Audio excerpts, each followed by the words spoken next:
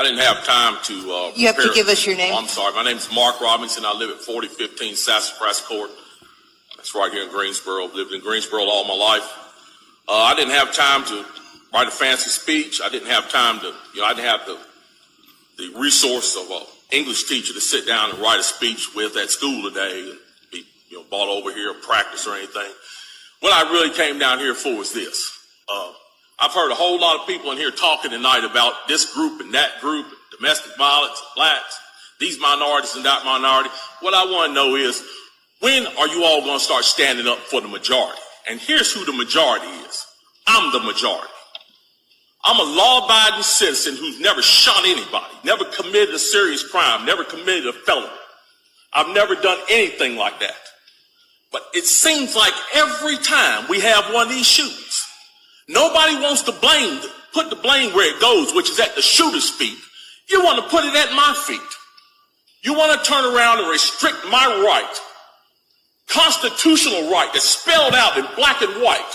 You want to restrict my right to buy a firearm and protect myself from some of the very people you're talking about in here tonight. It's ridiculous. I don't think Rod Serling could come up with a better script.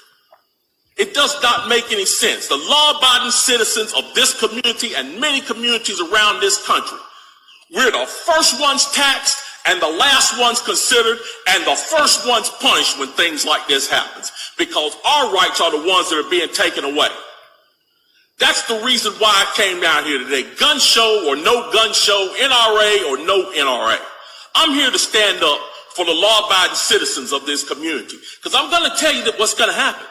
You can take the guns away from us all you want to. You all write a law, I follow the law, I'll bring my guns down here, I'll turn them in. But here's what's going to happen.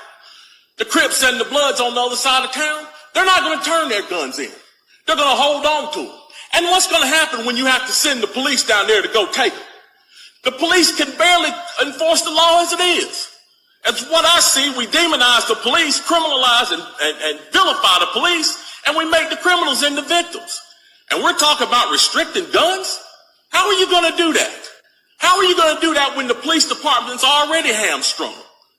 You're not going to be able to go down here and take these guns from these criminals. So the criminals are going to hold on to their guns. They're still going to have them. They're still going to break in my house, and they're still going to shoot me with them. And guess who's going to be the one that suffers? It's going to be me. Well, I'm here to tell you tonight, it is not going to happen without a fight. And when I say fight, I don't mean shots fired. I don't mean fist thrown. I mean I'm going to come down here to this city council and raise hell just like these loonies from the left.